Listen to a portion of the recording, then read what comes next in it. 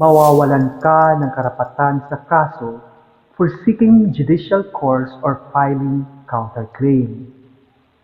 Kasi nga, hindi ka sumipot. Ikaw ay mawawalan ng karapatan na iakyat ang kaso sa korte or magkaroon ng kontrademanda sa reklamo sa iyo. Ayan po ay isa sa mga reason kung magiging disadvantage mo pag hindi ka sumipot. Pero may mga exception to the rules naman dito para sa hindi pagsipot sa summons.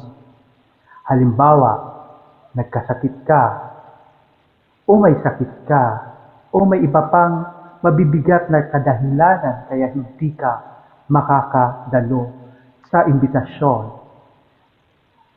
sa iyo. Saan ka barangay dapat mag-file ng kaso at ano ang proseso? What are the venues of action to file?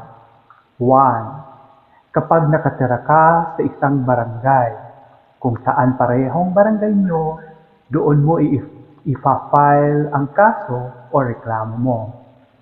Pangalawa, kapag magkaiba ang barangay, ang rules dito ay kung saan nakatira ang nagrereklamo, doon siya magpa-file.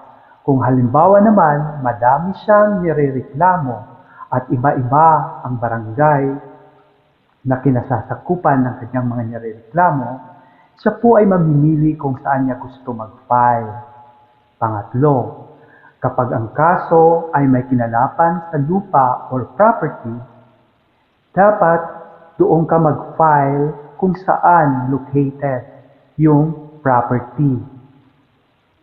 Number 4, kapag ang kaso ay may kinalaman sa workplace or institution, dapat mag-file ka kung saan yung workplace mo or opisina or yung institusyon located.